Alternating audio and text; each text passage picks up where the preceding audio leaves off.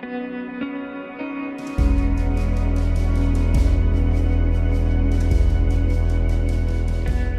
IC First, selamat bertemu kembali dalam renungan IC Faith.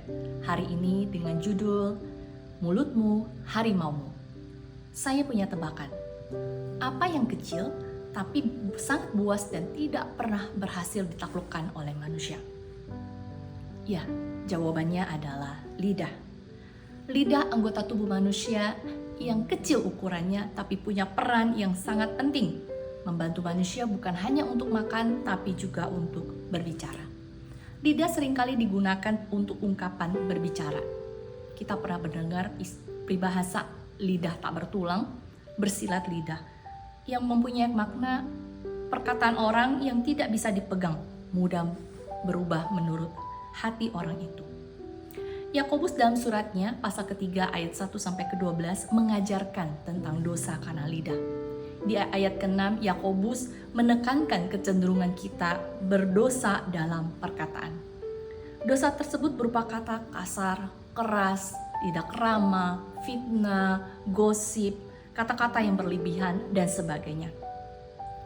Yakobus mengingatkan, sebagai orang percaya, maka tidak seharusnya lagi kita hidup dalam dosa perkataan. Itulah yang dimaksudkan dengan contoh di ayat 9-12.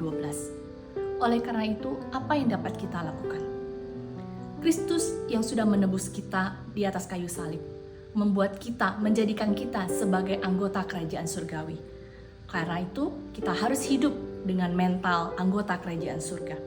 Maka tugas kita sebagai orang percaya yang terus bertumbuh dewasa adalah kita belajar menguasai lidah dengan pertolongan Roh Kudus. Sumber perkataan kita adalah dari pikiran dan hati kita. Oleh karena itu, kita perlu mengawalnya. Oleh karena itu, Rasul Paulus di dalam 2 Korintus 10 ayat 5 berkata, menawan segala pikiran dan menaklukkannya kepada Kristus. Ini menjadi panduan kita, menjadi filter kita dalam perkataan kita. Tuhan menciptakan kita dengan satu mulut dan dua telinga. Artinya, kita diminta untuk lebih banyak mendengarkan daripada berbicara. Dan Yakobus di dalam pasal 1 ayat ke-19 juga menasehatkan agar cepat untuk mendengar tetapi lambat untuk berkata-kata dan juga lambat untuk marah. Saya ingin memberikan tips dalam berbicara. Pertama, apakah itu perlu? Dua, apakah itu berguna? Apakah itu membangun? Apakah itu memuliakan nama Tuhan?